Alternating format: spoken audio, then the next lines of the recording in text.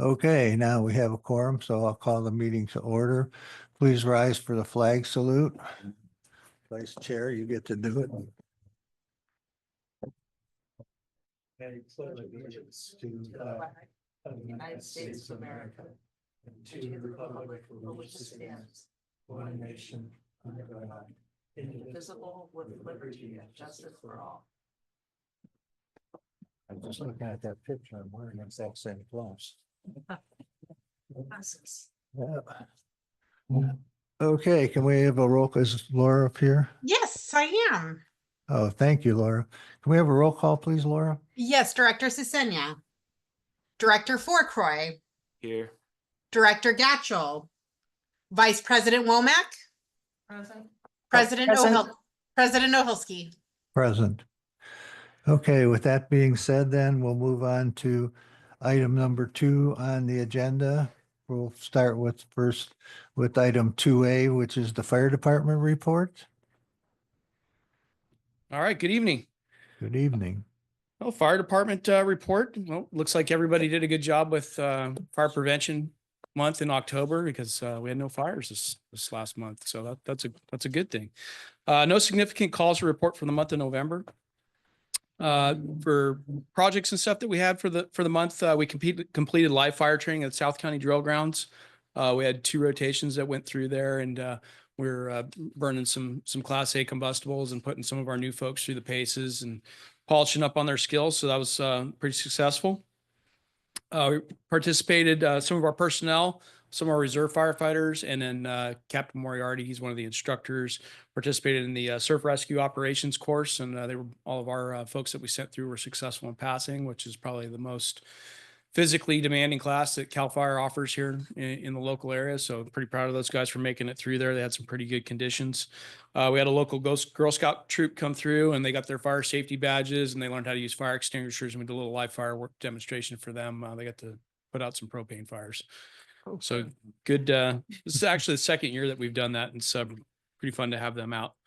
We're still collecting food for Season of Hope and Operation Santa Claus. And so if you've got any toys or anything, go ahead and feel free to bring them by the fire station. And we've got the barrels out front.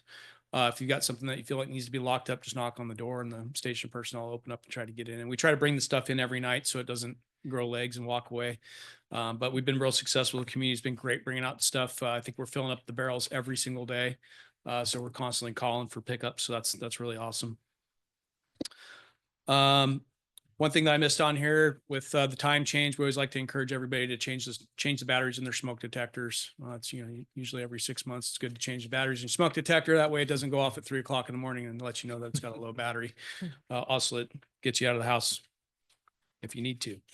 As far as CAL FIRE San Luis Obispo, we held a meeting with U.S. and Fish and Wildlife. Myself and Director and Manager Munns, we went out there in Lot 41. We're finally getting some progress. With U.S. Fish and Wildlife and Fire Safe Council giving us a grant to go ahead and mitigate some of the fire hazards out there with the eucalyptus trees at Lot 41. It's been a long-standing question from the public out there. The local residents there have been pretty concerned. So we're finally getting some movement with some of the relaxations on the restrictions for working in that area. We're going to be able to do some good work in there, hopefully in the near future. We just got to make sure the timing with the rain and the birds and all that stuff is just right. And we get the right contractors in there. Right now, the last bit is U.S. Fish and Wildlife helping us with some paths for ingress and egress out there so we limit take of any snails. So that should be a good project there. I met with the Monarch Homeowners Association regarding the Monarch Grove. They've got some concerns with some fuels mitigations out there. We've got some meetings set up with U.S. Fish and Wildlife, the CAL FIRE forester and environmental scientists to go out there and start looking at a project. Looks like the 3 Cs have done some work in there in the past, but we're confident that we can go in there with some money with Fire Safe Council and then our hand crews and do some pretty solid work and get that grove cleaned up and make sure that the trees are healthy and the butterflies have a good spot to go. And then on the state front, the state and the CAL FIRE labor group signed a 2-year agreement. They enacted the 66-hour work week. Essentially, that drops us our work month from 12 days to 11 days. And then there'll be a 2.5% general salary increase next year. So there'll be a little bit of increased costs to the district. Administration's getting cost estimates, but we factored some of that into the budget for this year. So the rest of the cost estimates are still to come in.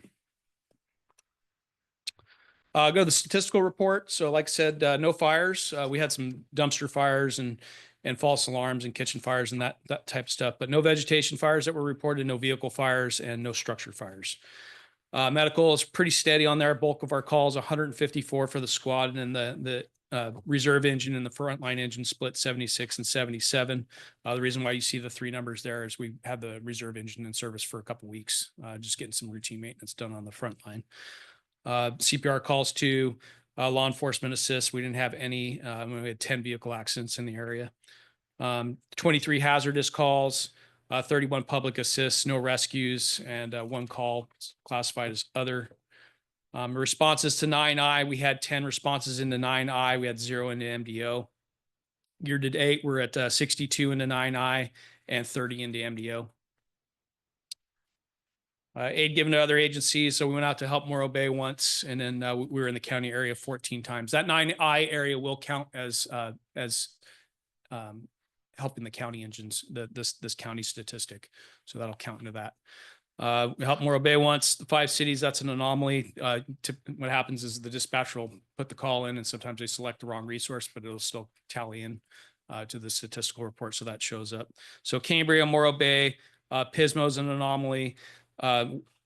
75 times we've gone to the county.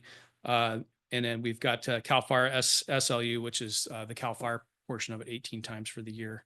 And then San Luis Obispo, we've gone in and helped them once, which is another error. Other agency aid to us, the county came in to help us 3 times. The state came in to help us 4. Looks like CMC came in to help us 1, Morro Bay 11. The OES one, these are year-to-date numbers. The OES one was back when we were having the storms. And then Pismo, that'll be one of our rescue calls. The county's come in 46 times. City of San Luis has come in 7 times. The state's come in 39 times, and Templeton came in twice, and that was also during the storms back in January. Year to date for calls, last month I got saved by the bell and got to run out the door, but we had 140 calls back in October, and then for November we had 135. So we're staying right along our average. We're a little bit up, but we're right on pace for what we normally run. So looking pretty good. Any questions? Yeah, Chuck. Where's lot 41?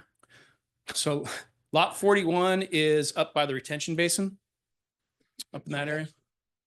Okay. Yep, just that big stand of eucalyptus trees right by it. And it's our property. Thank you. Yeah, you're welcome. Very good. All right. Well, have a Thank good you evening. very much. Can I ask you a quick question? Absolutely. I'm acting as the Chamber of Commerce person right now. But do you have some portable stop signs we can use? I'm sure we could dig something up. How much you need? Uh, Just like the handheld ones? Yeah, How many? 4. And where do you need them delivered to? Oh, I can pick them up. Okay. All right. Yeah, I'll might take me a couple days to get them together, but when do you need them by?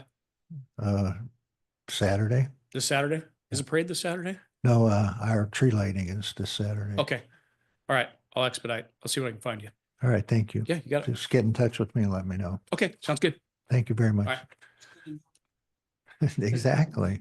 That's the advantage of living in Los Osos. Okay, so that item being done, then we have a sheriff department report. Yes, they're online. Oh, they are here? Okay. Hey, everybody, can you hear me okay? Yep. All right, Sergeant Coy's here, Sheriff's Office, Coast Station in Los Osos. So I'll just go through the numbers from this last month in November. We had, looks like a drop in calls compared to the same month last year. We had 55 calls in the Los Osos area and 69 the year prior, so a little drop there.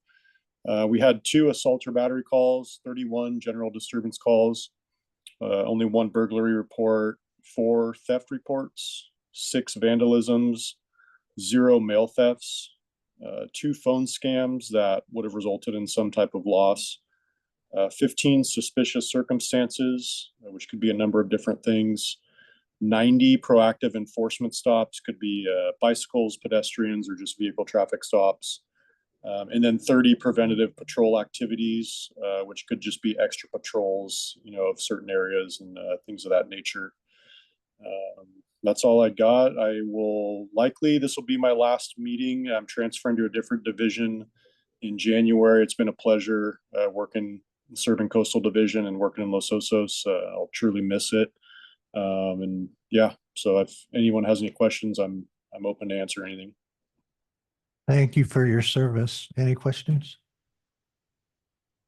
No, that's it. Well, thank you for your service. Good luck in your new position.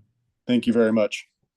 All right, with that, then we'll move on to 2C, the California Highway Patrol Report. They're online as well. Online, Laura? Yes, Lieutenant, you just have to unmute yourself. I see your camera's already unmuted. Ah, there we go. I guess we got to do both of them at the same time. So, good evening, everybody. Hope everybody had a happy Thanksgiving. Our report for this month is we had a total of 9 crashes that we investigated out in the area. 6 of them were non-injury crashes. 2 of them were a minor injury. One of them was a vehicle versus a bike. And then we did have 1 DUI related crash, which was a bicyclist, was the DUI driver off that one. So, and that was also a minor injury collision. So nothing of major consequence out there in Los Osos, and it's doing pretty well out there. Any questions for me? Any questions? Nope, seeing none. Thank you. All right. Thank you, guys. You have a Merry Christmas. Okay, so do we have any public comments on the public safety reports? If you're online, please raise your hand. There's none online. We have none in the boardroom either.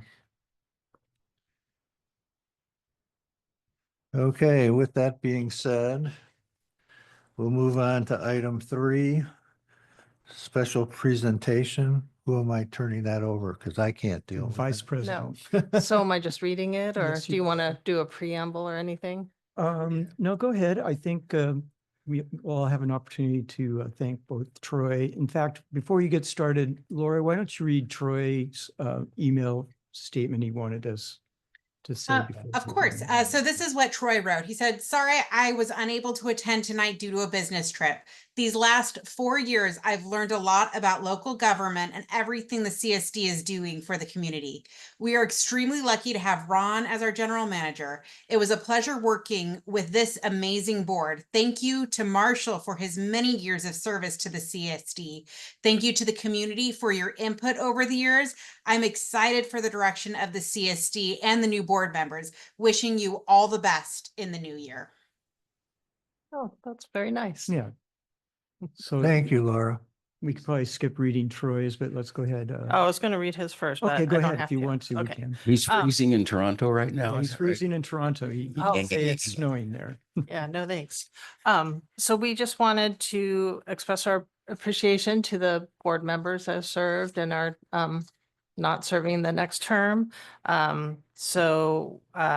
Ron made up and Laura made up some proclamations, so I'll read them out loud. A proclamation of the Los Osos Community Services District Board of Directors commending Troy Gatchell for his service to Los Osos. Whereas Troy Gatchell was appointed to the Los Osos Board of Directors in 2020 for a 4-year term. He was elected, right? No, Oh, no election that year. okay. Mhm. Whereas Troy Gatchell served as a vice president and chairperson on the Emergency Services Action Committee. Whereas Troy Gatchell exemplifies the best qualities of an elected public official, bringing a balanced perspective to the decision-making process that included honesty, integrity, fairness, and a deep caring for his community. Whereas Troy Gatchell served on the Los Osos CSD board with distinction, always voting for the greater public good in spite of significant challenges. Whereas Troy Gatchell deserves recognition for the tremendous amount of energy and commitment that he has given and continues to give to the community of Los Osos. Now therefore be it resolved that Troy Gatchell is commended for his efforts and accomplishments on behalf of the community of Los Osos, and further, be it proclaimed that Troy Gatchell is wished the best of health, happiness, and success in his future endeavors, dated this 5th of December, 2024. So that is all signed by the board. A proclamation. Before you go on, does Okay, go anybody ahead. have any comments they'd like to make to Troy? Well, I appreciate all of his hard work. I'll probably find a time to see him and say it to his face. That's fine. I just wanted to see if anybody had anything they wanted to But I say. think it's, a good example of how this board is just normal people in the community that take time out of their busy schedules to be part of the process and how important that is. And to everyone listening, you could get one of these proclamations too. You just Thank you, Chuck. run for office. Yeah, no, I was gonna say the same thing, that I'm gonna run into him and talk to him in person, but I think what you just said is important, that just the people off the street can come in here and serve their community. You don't have to be, a higher level. It's just the community that's represented here, so. Okay, we'll move on. Okay. I'm gonna Yeah, be well, quiet now. I'll also thank Troy Gatchell for his service and okay, and then the next one is a proclamation of the Los Osos Community Services District Board of Directors commending Marshall E. Ohilsky for his service to Los Osos.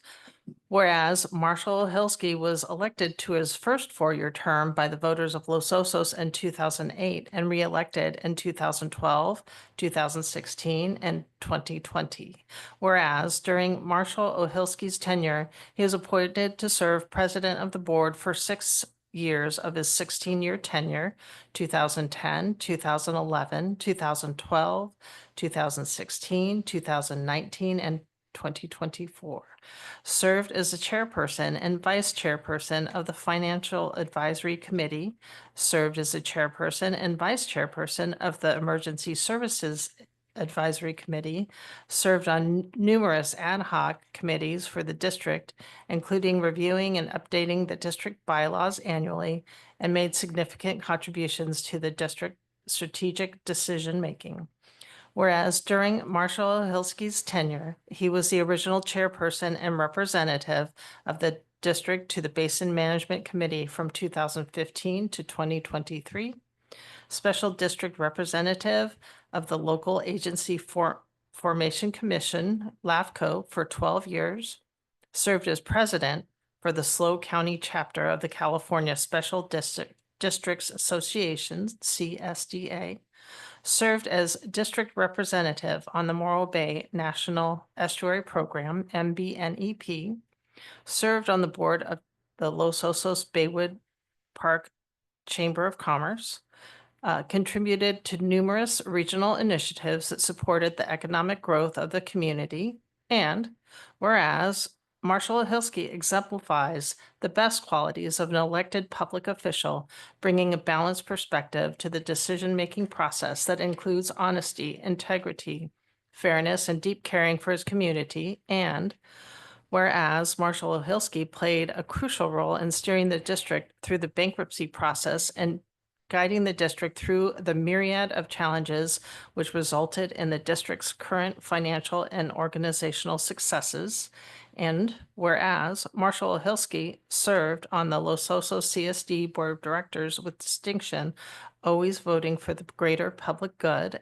And whereas Marshall Ohilsky deserves recognition for the tremendous amount of energy and commitment he has given and continues to give to the community of Los Osos. Now thereby be it resolved that Marshall Ohilsky is commended for his efforts and accomplishments on behalf of the community of Los Osos. Further, be it proclaimed that Marshall Ohilsky is wished the best of health, happiness, and success in all his future endeavors, dated 5th of December, 2024.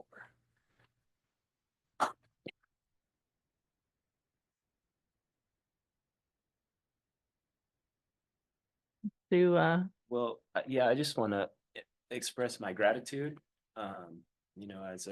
even just as a resident of Los Osos, for all of the time and effort that you've spent, volunteered really, to better the community and make sure that that it's going to continue to be the great place that it is today. And as a board member, it's been an honor to serve with you.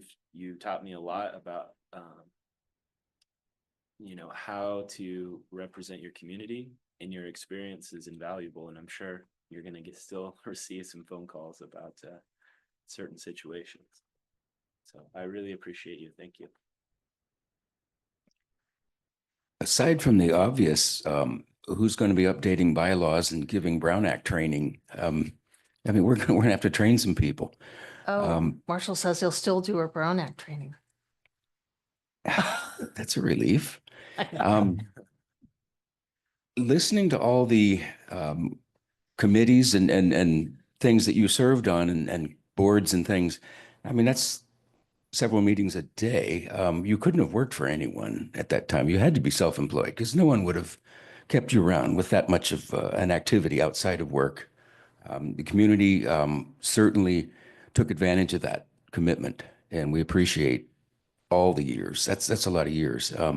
You have seen from the lows to the highs with the district, and I appreciate the time that you put in. And we've got some roles to figure out, holes to fill. But thank you for your service. So I've always felt supported by you. I think you appointed me, you and I did an ad hoc committee to refinance the bonds, and it kind of made me realize that we had another bond and that I could do stuff for our finances. And you brought Ron Munns here. I feel like you have really helped get the CSD in great shape. You deserve much credit for that.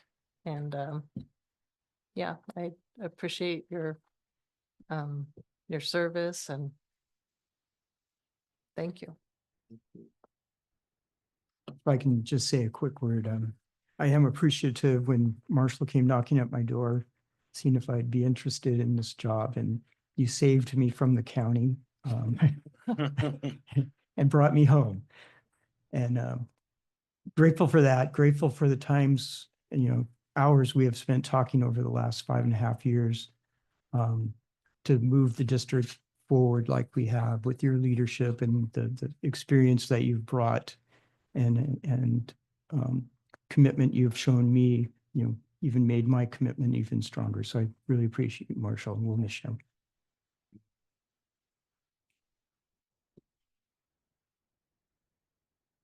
All right, I think I turn it back to you. Get a picture of. Oh, sure. View, just a view. Yeah, just in front of the table. Okay. No, of all of us. Oh, okay.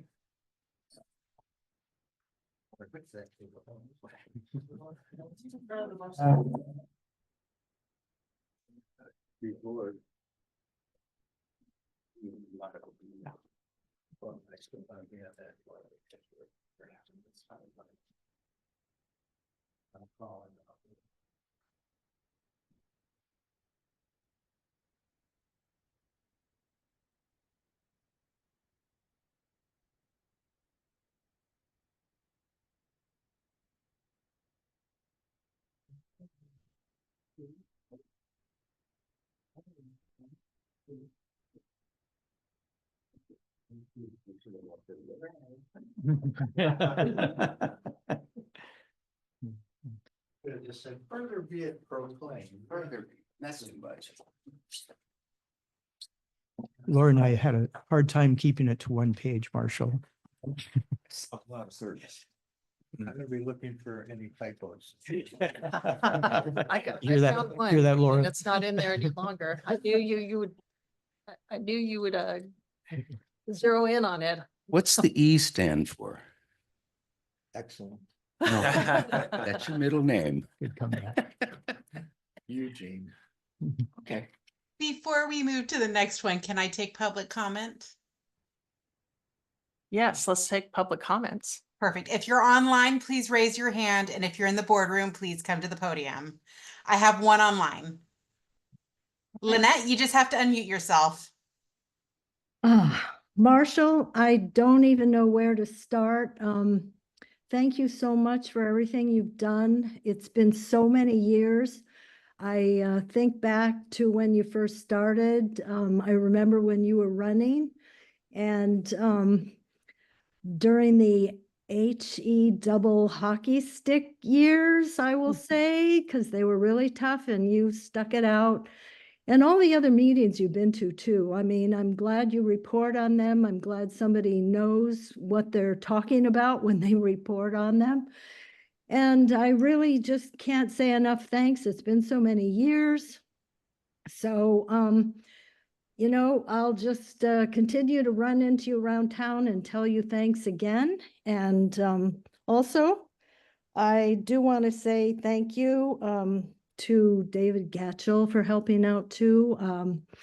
It's really nice when people from the community step up. I mean, Marshall, you're kind of like a fixture, but it's nice when people who aren't a fixture and all the other things, they show up and do the work. And so thanks to both of you, and see you around town. Thank you, Lynette. I'll run into you at Ralph's. I know that. We do that all the time.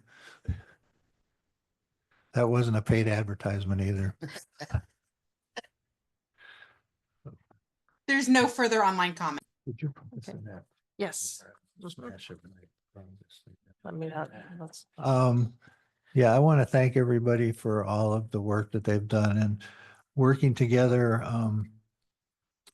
First starting out in the bankruptcy and then on the Basin Management Committee, and basically back in those days, saving the district from going down in the hole, which could not which should not be recovered from. But I just enjoy serving the community. My daughters have made fun of me saying I'm addicted to public service, but that's probably true. But I enjoy working for the community, and I look forward to continuing to work with everybody. And I look forward to the community continuing to participate in the local government. So thank you. I should go run around the block, take a few deep breaths. But okay, with that, then we'll move on to, oops, yeah, okay, I'm sorry. With that, then we'll move on to item 4, general action items. The first one is 4A, to adopt resolution 2024-21, amending the district's financial reserve policies. The recommendation from staff is adoption of resolution number 2024-21. Mr. Munns? Well, that's a hard item to follow with kind of a boring but important policy amendments that we're proposing here. Just go back a little bit. Our original policies, reserve policies, were adopted way back in 2006, just before Marshall. Amended in 2007, then again in 2012, where there was some significant changes and under the policies we've been working under for the years since I've been here. We did notice a little bit of a conflict between a 2016 and 2017 amendments to the 2012, but at the November 7th board meeting, we decided, the board agreed that we should use the 2012 policies as a template, and that's how we moved forward. So from there, I wasn't going to go through the full presentation like I did on November 7th. I'd just run through some of the highlights of what we're proposing tonight. There in the agenda packet, there was the red line version from the November 7th meeting and the staff report, which went into more detail. But in the high level overview under Fund 100 administration, the General Contingency Fund was consolidated. There was 2 funds identified in the 2012 policy, but we consolidated the general contingency and established a maximum funding goal of $50,000. In Fund 301 Fire, we increased under the vehicle and equipment replacement, we increased the funding baseline to $130,000, which was what we agreed back when we were doing the budget documents, and just added some clarifying language in that. Under capital outlay, boy, I'm in trouble talking it up, clarified language, and especially on allocating surplus fund balance to capital outlays so we could build that fund up to the level that was recommended. Then general contingency reserve, it was just a quick deleting of some language that was referencing O&M budget, which we decided to do that because the O&M budget changes every year. So it was a moving target. So we wanted to make it easier for staff to update that. Under water rate stabilization, we just deleted some dated language. No big change there. General contingency, memorializing the minimum annual contribution, which came out of actually from the 2017 amendment to the policy for that 57,000 we always budget for now. Capital outlay, we added language to provide more flexibility to the board to establish the funding goal. It was based on our water rate analysis, and when we were establishing rates, we would have funding goals that would go up or down. And so we wanted to keep that flexibility. That was a quick response. Yeah. Helps to know people, right? Thank you. Thank you very, very much. So anyway, the capital outlay, it just makes it easier for the board to have better control over the funding goal for that, which is a very important reserve. Then we had 3 reserves that we recommended for elimination, and I'll talk about those more in just a minute here. Moving on to solid waste, we established a $200,000 funding goal. It was 300,000 and added some language on how that could, once we reach that goal, could be used, extra fund balance could be used to help our customers' bills. So just want to touch back on the elimination of the policies. This is because we do have to take a separate action on that tonight, and we need a 4/5 vote according to our existing policies to eliminate any reserves. So with the recommendation of the water quality, the water conservation, and the basin management reserves, there was consensus to move forward to eliminating these reserves. If approved, the staff will return to the board with recommendations on how to move those reserves to different reserves within Fund 500. So with that, there was 2 motions in the staff report. One was to eliminate the reserves, and the other was to adopt the resolution that amended the reserve policies. And with that, I can answer any questions. So there'll be 2 separate motions. then? Yes. Okay. Do I have any questions? Yes, could you go back to the fire reserves? And the vehicle and equipment replacement, increased baseline funding to $130,000. Now, that does not buy us a new fire truck. So this is a baseline reserve that we have in case something goes wrong, an emergency with a vehicle, that kind of thing. No, this is actually for our sinking fund. Okay. This is amending the amount that we upped it during our budget process, because when we were looking at what it would take to replace a fire truck, for instance, Right. we knew that the level that was in the policy wasn't enough to keep up with the inflation that we were seeing in the vehicle market. Okay, so So this is to build our reserves for all our fleet, fire fleet. And this was just memorializing in the policy that we had made that change during the last budget process. 30,000 a year. yeah, that was going to be my Oh, I'm sorry. clarification. Yeah, I guess that is a annually, clar- we're putting annually, $130,000 toward Thank you, a Ricky. vehicle replacement fund. Yes, Okay, that was my question. okay. Should have put per year. Thank you.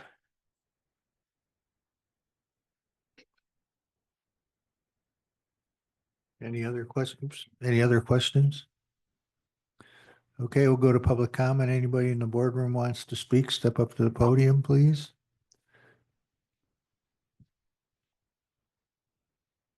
Richard Margetson. I wasn't gonna until Chuck asked that question, but on top of the 130,000, there's an annual increase built in. 5%, we put in 5%. 5%. So next year it'll go to, and then the next year. Yeah, that makes sense. Mhm. Thank you. 5% simple or compounding Simple. easier? Okay. Anybody else in the boardroom? Do you have anybody online, Laura? No one's raised their hand. I Okay. did want to say real quick that Well, with let this- me close public comment first. All right, we'll close public comment and bring it back to the board.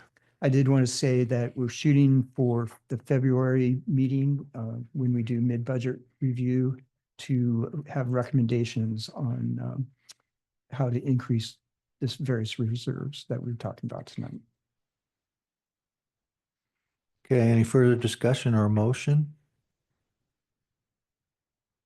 I move that the board approve the elimination of the water quality, water conservation, and basin management reserves and direct staff to return at a future meeting just referred to with recommendations for allocating the funds to existing Fund 500 reserve categories. Okay, is there a second? I'll second. Okay, we have a motion and a second. Could we have roll call vote, please, Laura? Yes, Director Sisenya, Yes. Vice President Womack, Yes. Director Fourcroy, Yes. President Ohilsky. Yes, so it passes by the required 4/5 vote.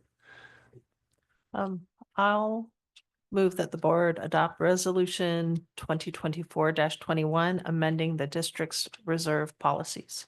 I'll second your. We have a motion and a second. Can we have a roll call, Laura, please? Yes, Vice President Womack, Yes. Director Fourcroy, Yes. Director Sisenya, Yes. President Ohilsky. Yes.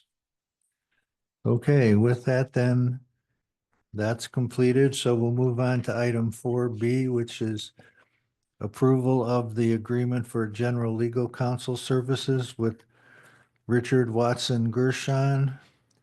Recommendation from staff is approval of the agreement. Ron, I'll turn it over to you. Yeah, just a real quick presentation on this. As you know, the district conducted a statewide search. We had a recruitment for general counsel. We had quite a few proposals submitted. We interviewed 4 final candidates on November 24th. The final selection was made by the board of directors and reported out of the closed session at the conclusion of our closed session to select general counsel, and the board selected Richard Watson Gershon and Craig Steele will serve as the named general counsel. And that is my presentation. Any questions? Excuse me. Is there any questions? Yeah, I think we also, just for background information, we did have an ad hoc committee of Matthew and myself that did the original vetting of the applicants. Okay, we'll go to public comment then on item 4B. If you're online, raise your hand. If you're in the room, step up to the podium. I have nobody, Laura. There's none online. Okay, we'll close it, public comment, and bring it back to the board for a further discussion or a motion. I'll move that the board approve the agreement with Richards, Watson, and Gershon and authorize the board president to execute said agreement. I'll second that. Okay, we have a motion and a second. Can we have a roll call, Laura, please? Director Fourcroy, Yes. Director Sisenya, Yes. Vice President Womack, Yes. President Ohilsky. Yes. And if I could make a quick comment here, I do really want to thank Daniel and Ty Green for their service. It's been a rough year. And so thank you very much. Yeah, I was gonna just piggyback on that too. I know that ever since we've been dealing with the flooding and the FEMA, et cetera, et cetera, et cetera, and the fire department back fees, that they've been involved intimately with the district. So I wanted to thank them for their service, and particularly you and Mr. Green. I will too. All right, thank you very, very much. So with that, then we'll move on to item number 5, which is public comment for items not on the agenda. If you have a comment for items not on the agenda, please step up to the podium. And if you're online, raise your hand. I have one online. Okay, thank you. Richard? For Richard Margetson, just another announcement about needs and wishes. The 14th, I think everybody's already got a flyer. If you don't, oh yeah. There is one change on the flyer. At the bottom, it says the first $10,000 in donations will be matched dollar for dollar by a generous Needs and Wishes supporter. We had another supporter come through this week and has added 2,000 to that total. So $12,000 in potential matching funds, but it's got to get matched. This year, the other change is we're going to see how it works. We're giving free hot dog to each attendee. You get a little ticket at the door and take it to if you want a free hot dog.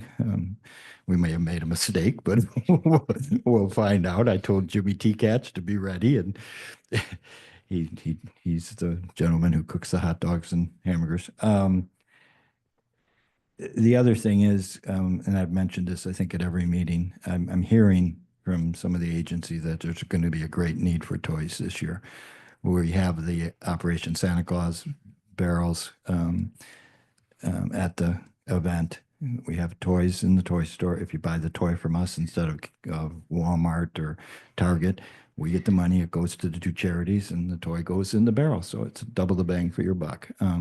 We should easily be able to sell out the toy store. Most years we do before the event's over, but some years we haven't. And then we've had some generous donors come through on Monday or Tuesday and buy the rest of them and put them in the barrel. But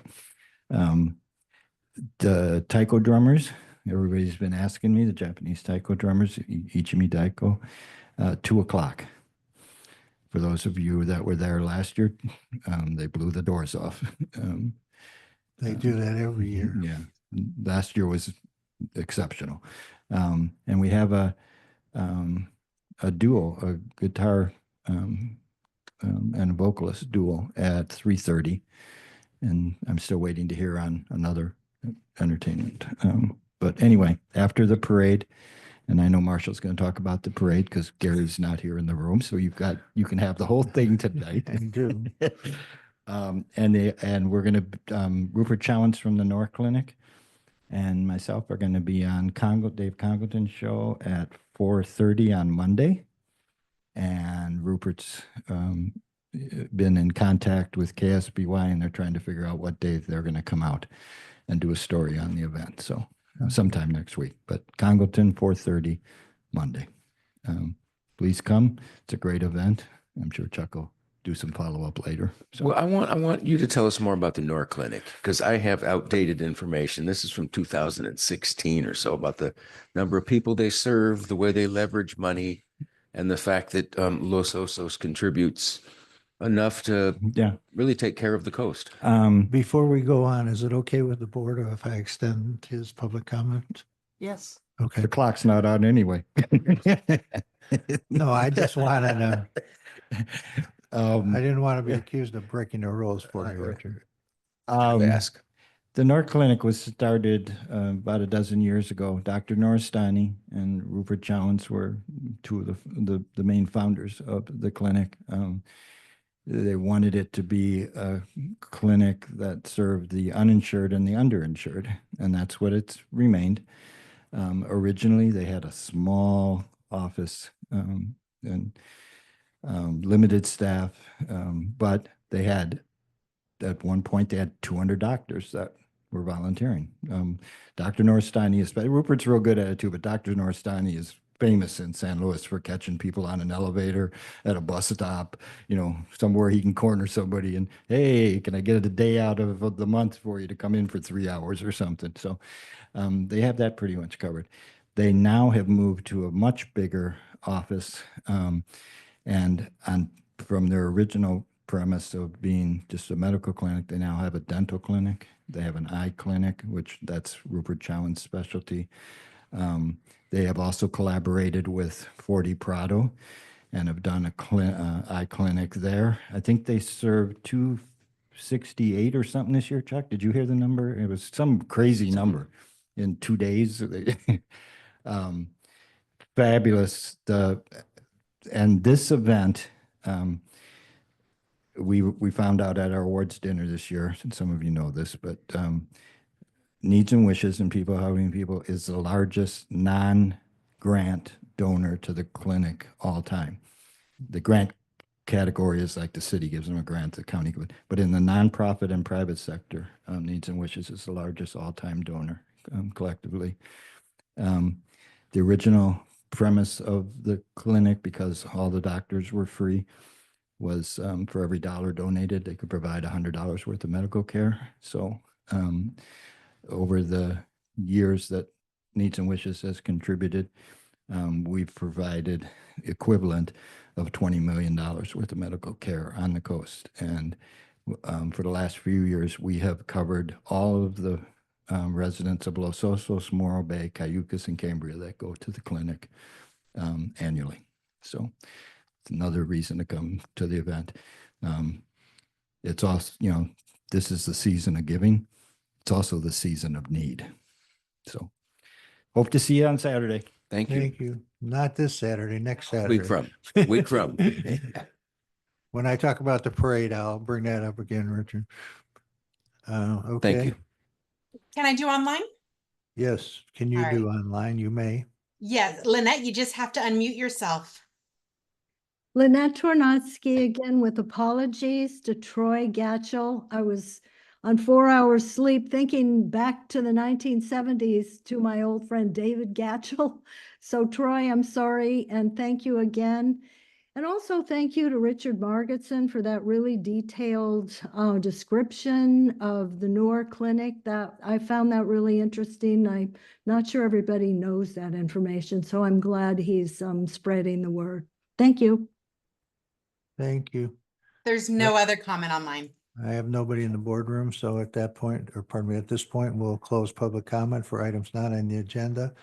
We'll move on to item 6, the administrative and committee reports. The first item is 6A, the Utilities Department report.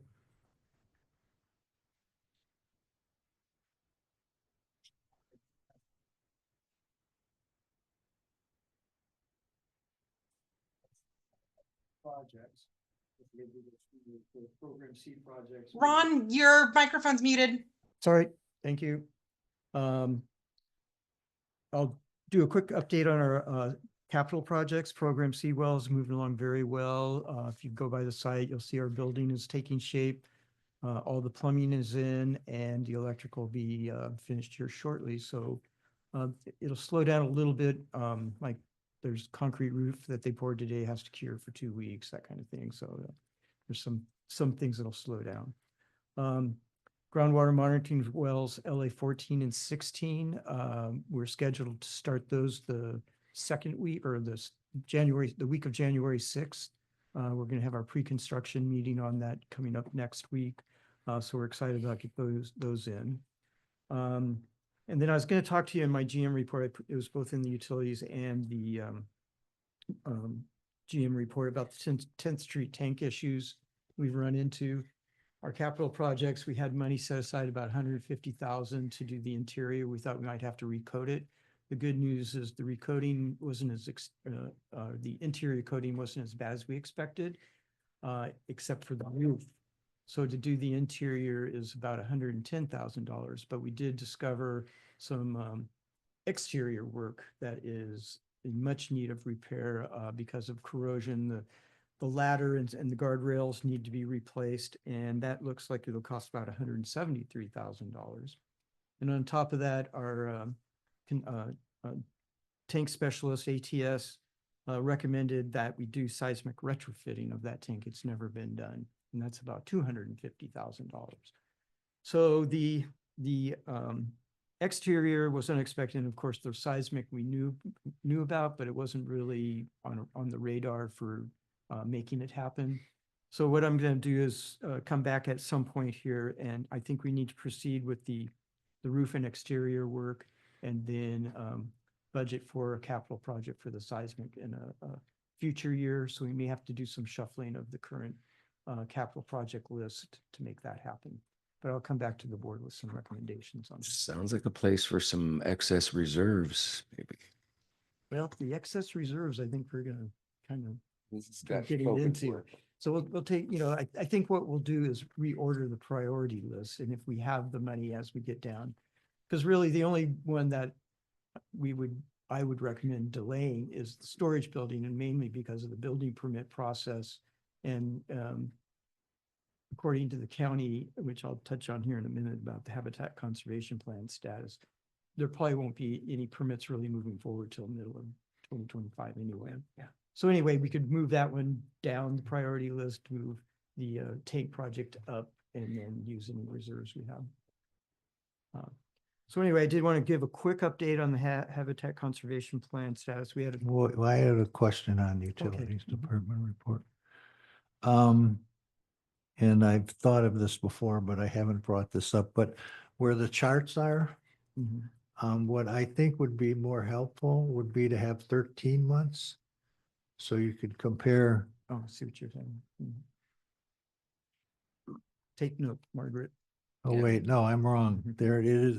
I'm sorry, I messed up. Okay, It's already there. I'm sorry. okay, yeah. I'm. Okay, now we Okay. can go on to General Manager's report. Okay. I apologize, Margaret. When I wrote this, I have more recent information. We had a meeting with county planning on what's going on with the Habitat Conservation Plan. They've reworked it. It's supposed to be on the agenda, it is on the agenda for December 10th. So there'll be quite a discussion, not only on that, but some of the other comments made way back on October 29th. But they're going to scale down the funding, initial funding request and phase it in. The actual community plan amendments that were approved are going to the Coastal Commission on December 11th as a consent item. So that will be, the community plan will be adopted by or approved by the Coastal Commission on December 11th. So that piece is moving forward. Growth management ordinance is in place because of the action they took back in October. So it's going to take a little bit of time, it sounds like, for the HCP program to be up and running. They have to contract with the Land Conservancy. They have to hire a staff person in planning and building to help administer the program. So they're anticipating a very slow rollout in 2025 for any permits. Any questions on that? And then finally, I wanted to talk a little bit about the FEMA Cal OES process we've been going through. I know Director Fourcroy has brought this up a few times about creating a funding plan on how we're going to do. So I wanted to kind of update you on where we're at and then how I see this kind of rolling out.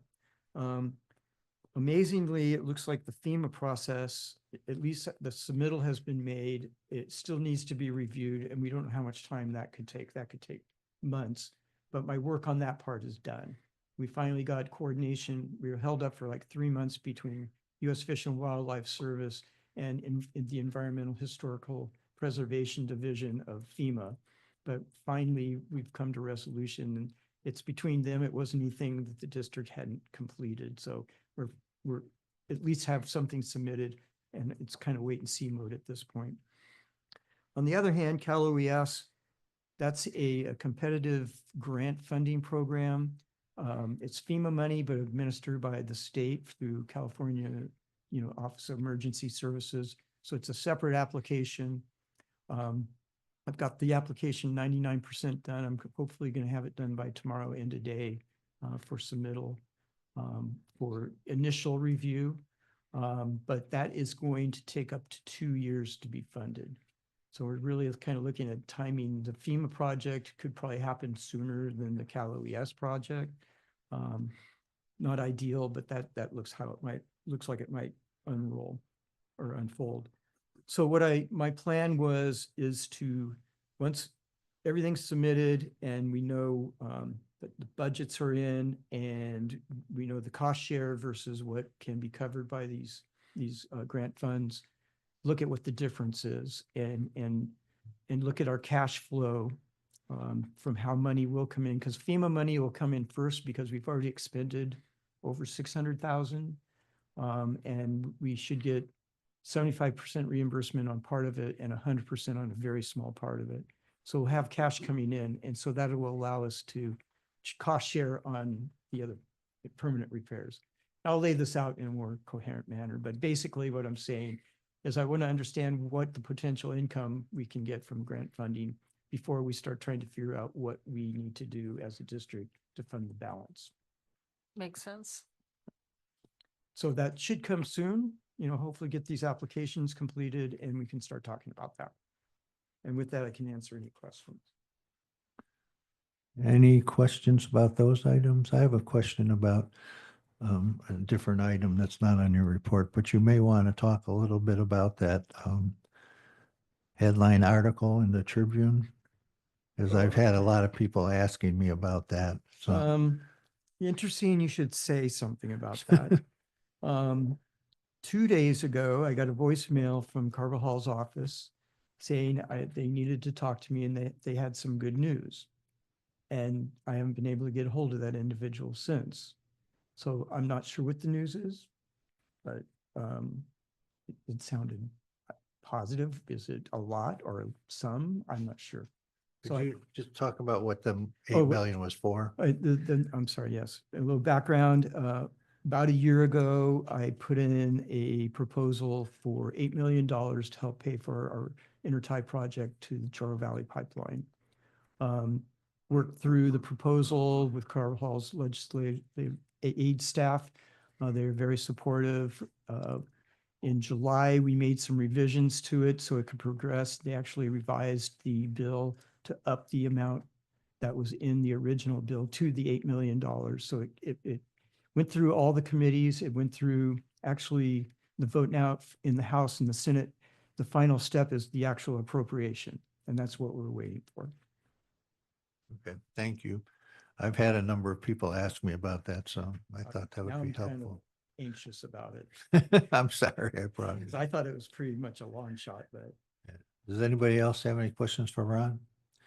Okay, seeing none, we'll move on to the Chamber of Commerce report, which I will talk a bit about here. There's a written report, which is our flyers, but I wanted to talk about it. So we have three events coming up. The first event is tomorrow, or pardon me, Saturday, this Saturday, the 7th of December. It's the tree lighting. We're doing the tree lighting differently this year. We're doing it down in downtown Baywood. We've already put up the tree on Palisades and Los Osos Valley Road, if you drive by there. But we're going to have a very, very active event going on down in Baywood. There'll be refreshments, stories, pictures with Santa Claus, a lot of things going on in the Baywood Inn patio area there. And then the tree lighting will be across the street. And the purpose of the stop signs was so when we're walking across the street with the children, we can stop the traffic because we're not closing the roads off. But that's going to run from 4 to 6 tomorrow, or pardon me, 4 to 6 on Saturday. So if people are interested, particularly with children coming, it would be very, very nice. Like I said, we're going to have refreshments. We're going to have pictures with Santa Claus. We're going to have storytelling. We're going to have singing. So it's going to be a very, very nice event. But this will be our first year transitioning from the corner of Palisades and Los Osos Valley Road to downtown Baywood. The goal is eventually to have this similar to like Oktoberfest, not the whole day, but have it much, much more interactive with the community. The next thing is the parade, which, as Richard mentioned, is on the 14th. One of the things about the which is a week from Saturday, but one of the things that we're going to have is it says in the flyer that it starts at 9 o'clock, but the parade physically starts at 10. But there's entertainment out there, and then there's the pancake breakfast put on by the Kiwanis. So we just wanted to make sure people were aware of that. So it will go down to the community center. We will give the awards for the entrance at the community center after the parade's over, and then meld right into People Helping People event. And the one other thing that's going on is that there's Light Up Los Osos, which is occurring this whole month. And basically, we're going to be doing judging for people's decorations and then give awards. In the past, we've given 18th Street an award for what they do over there. So if you have any questions about the Light Up Los Osos, you can look on Los Osos Baywood Park Chamber of Commerce website. So yeah, so those are the updates on that. And the theme for this year's parade is Berry Merry. But when you think of it, Berry, it's not Berry, it's Beary. So it's the Los Osos Bear Berry Merry. So anyway, so that's the Chamber of Commerce report, which is in addition to the flyer that you have in the staff report. Okay, then we'll move on to Utility Advisory Committee report. Chuck? Yeah, in addition to the capital project updates, the big item on the agenda at our last UAC meeting was an update to our intent or will serve policies. We got to find more things for Ron to do. He found another policy that hadn't been updated since 2000, prior to 2005. I know that. I Yeah, forget, it was an old one. It's 2002, I think it was. And with the county's approval and the Coastal Commission's approval of the community plan, we thought it would be a good time to look at our policies and be ready. So Ron coordinated with the county and kind of worked out a process that'll be easier for applicants. It gets tricky when it's time for permits because everybody wants to be the last. Nobody wants to be the first. You got to have some intent to start the ball rolling. And our past policies required the board, I think, to vote on every intent to serve, not a will serve, it was an intent to serve. And that seemed cumbersome with the projections coming from the growth management ordinance. We thought it would be wise to maybe just have a process in place so that single-family residences could be moved forward with at least an intent to serve, not the final will serve, but an intent to serve, just from the general manager. Right, and we'll, I was going to two-step it with the utility advisory. We just talked about it, got a good Right. input, and then I'm going to frame it up hopefully for their December meeting. I got to get on that. And then bring it to the board for discussion. Is that And it? I'll sit down and talk with you about the one question I had. Okay. But Yeah. yeah, that was the big thing that we talked about. Okay, thank you. So we'll move on to the Financial Advisory Committee report. So the big news is we had a clean audit with no findings. So I want to give a shout out to our staff, Ron, Adrian, Laura, Margaret. Alicia, Yeah, it's group effort. running really smoothly, and yeah, I'm very proud of that because that's not always been our history. So and then the committee recommended approving the warrant register and receiving and filing the financial reports. And the audit will be coming to the board in January. Yeah, that was very, very good presentation by the auditor. Very, very, very, very clean. And detailed, they went down to detail what the differences were. Boring Yeah. is good when it comes to audits and that kind of thing. Yeah. Definitely. We had a much improved financial position. Okay, Emergency Service Advisory Committee meeting. Mr. Gatchell's not here and I didn't know he wasn't going to be here, so I'm not prepared to give that I'll report. talk real quick. You know, we talked normal items, budget, kind of because it's a quarterly meeting, quarterly update from Battalion Chief Province gave. The main thing is I'm starting to roll out the Emergency Services Strategic Plan. I've got 3 sections basically that are just, the introduction purpose. the one that deals with the Station 15 upgrades, from the condition assessment report, and then the standard of cover about deployment of employees and the recommendations made by the consultant there. The key piece missing is the financial aspect of it. Last night while I was here waiting for the LoCac transportation meeting to be over, we let them use our boardroom. I started digging into that part and building the financial side. So it's gonna take a little bit to get through those, but I've built a spreadsheet to help with the 5 to 10 year projections. So I'll have that for ESAC in February, and then we'll start talking about that as a board, because there's gonna be some big decisions to be made with the escalating costs we're seeing.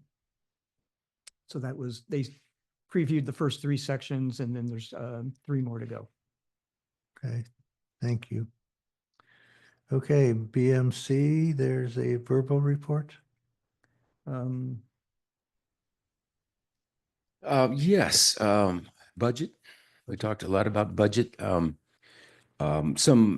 wandering into the weeds about detail in the Confluence, our executive director's billings.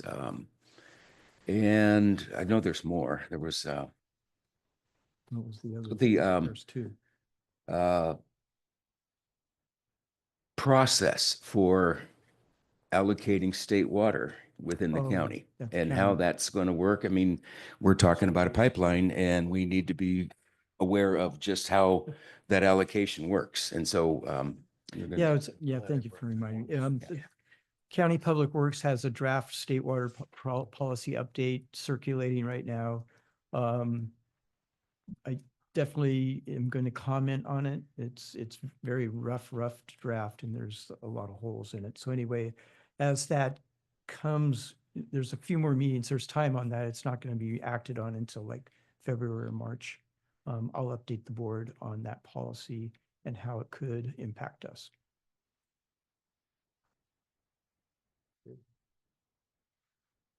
All right. Any other meetings that anybody would like to report on?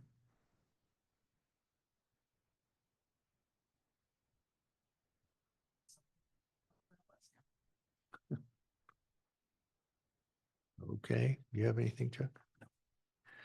All right, so we'll move on to responses to previously asked questions. I don't believe None, there was. except for trying to address the Cabrillo Basin funding. Okay, thank you. All right, so we'll take public comments. Well, first of all, does anybody have an item on the consent agenda they want to pull? Okay, seeing none, then we'll take public comments for items on the administrative and committee reports and the consent agenda. If you're online, please raise your hand. If you're in the boardroom, please come to the podium. I have nobody, Laura. There's none online. Okay. I guess, can I make this motion for the last time? You should. Yes. I'll go ahead and move then that the board go ahead and receive and file the administrative and committee reports and approve the consent agenda. Well done, Marshall. I'll second that. Okay, we have a motion and a second. Laura, can we just have a roll call, please? I just like to do that. Of course, President Oholsky, Yes. Director Sisenya, Yes. Director Fourcroy, Yes. Vice President Womack. Yes.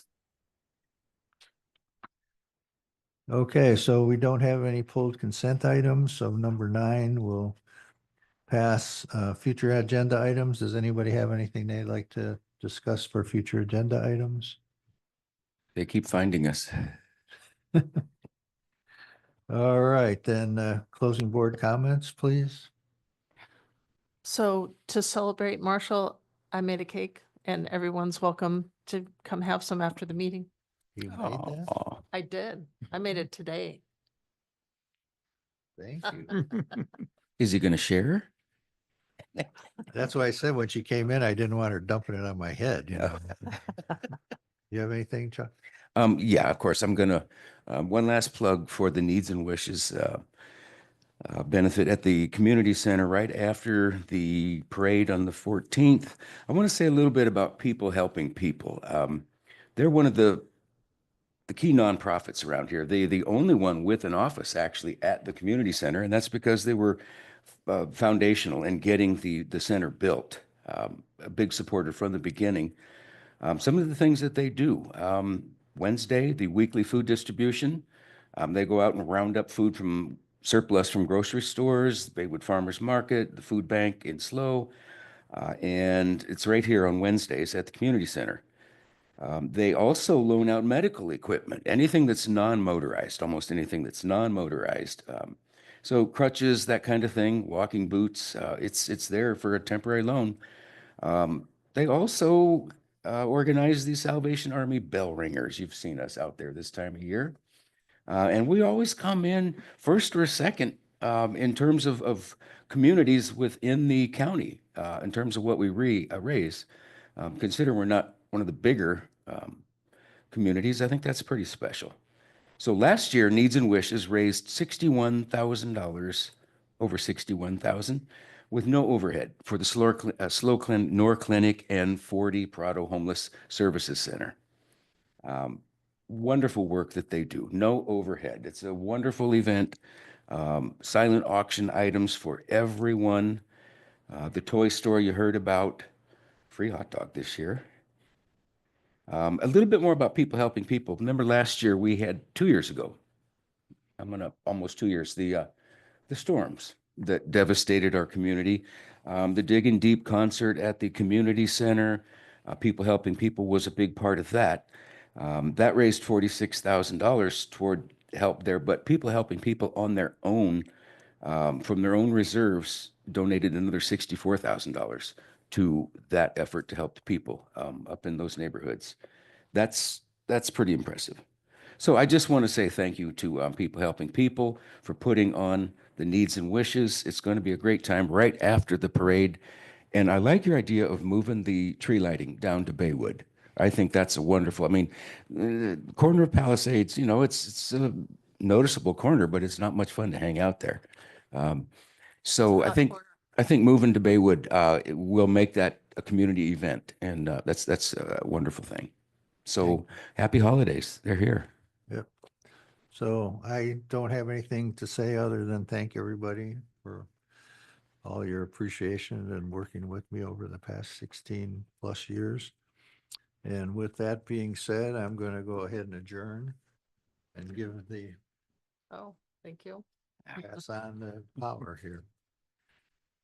My last adjournment. Wow. 16 years. No.